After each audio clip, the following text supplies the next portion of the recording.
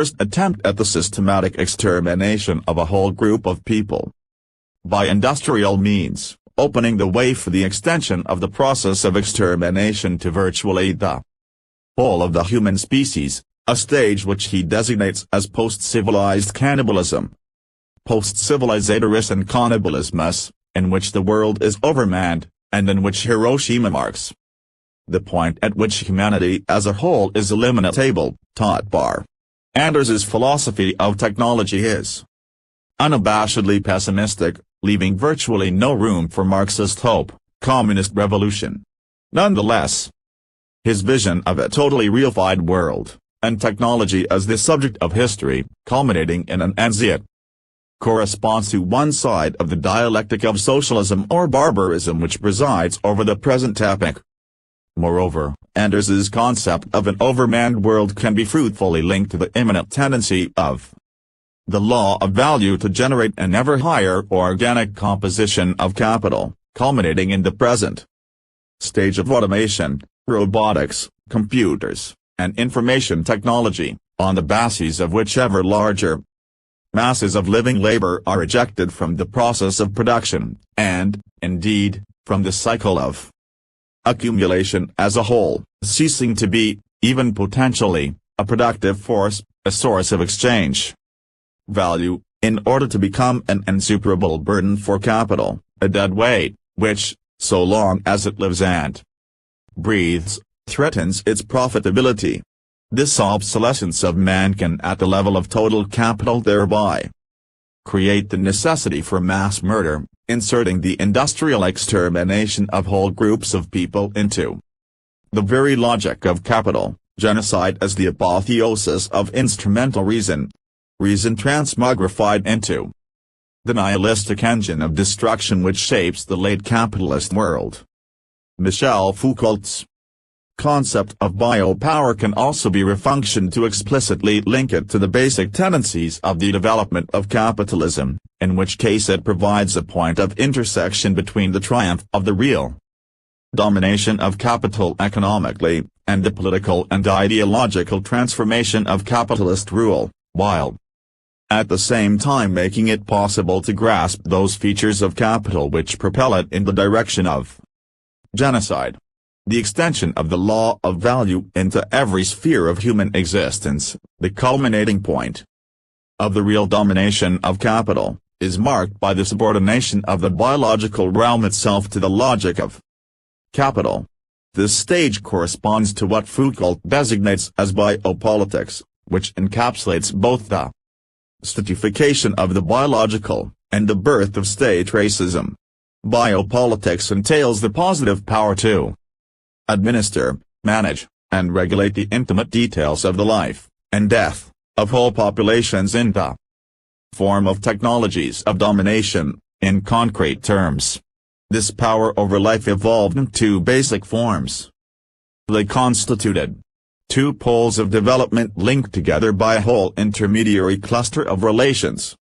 One of those poles centered on the body as a machine, its disciplining, the optimization of its capabilities, the extortion of its forces, the parallel increase of its usefulness and its docility, its integration into systems of efficient and economic controls. All this was ensured by the procedures of power that characterized the disciplines and anatomal politics of the human body. The second focused on the species body, the body imbued with the mechanics of life and serving as the basis of the biological processes, propagation, births and mortality, the level of health, life expectancy and longevity, with all the conditions that can cause these to vary.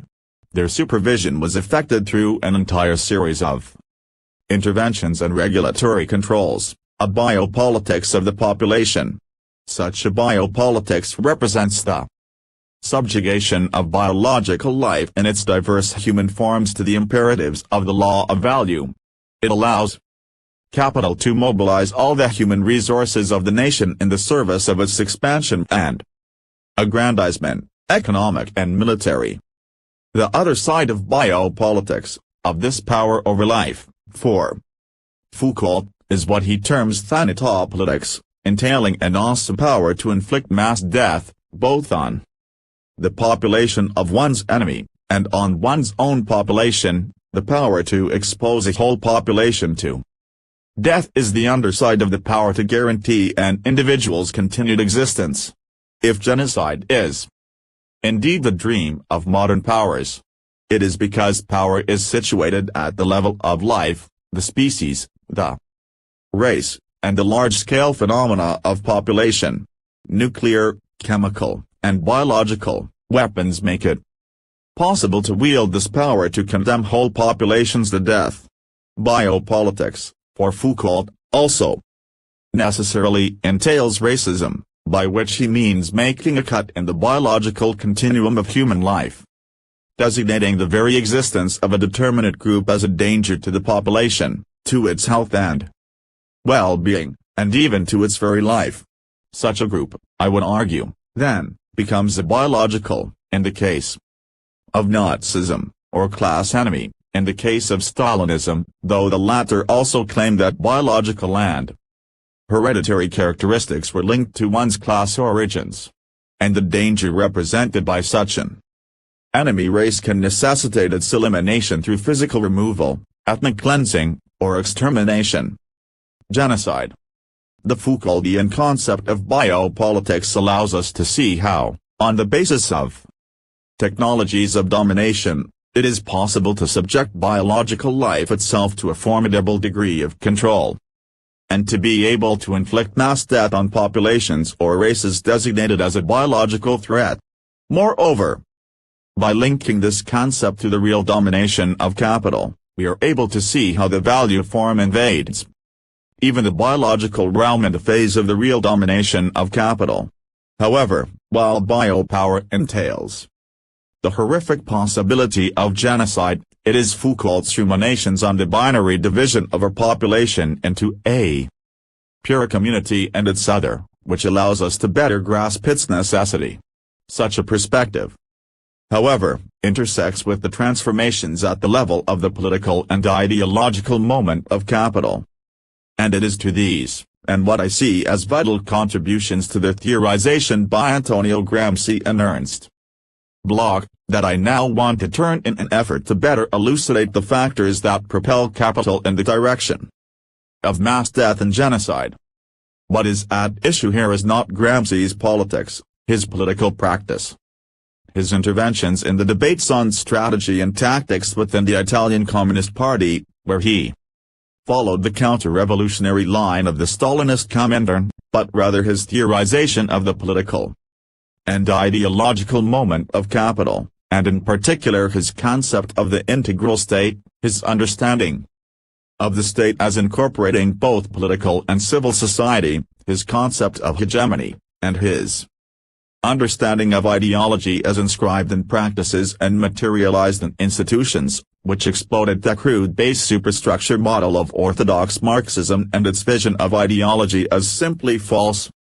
consciousness, all of which have enriched Marxist theory, and which revolutionaries ignore at their peril. In contrast to orthodox Marxism, which has equated the state with coercion, Gramsci's insistence that the state incorporates both political and civil society, and that class rule is instantiated both by domination, coercion, and hegemony, leadership, allows us to better grasp the complex and crisscrossing strands that coalesce in capitalist class rule, especially in the phase of the real domination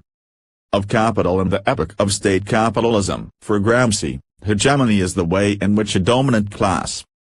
installs its rule over society through the intermediary of ideology, establishing its intellectual and cultural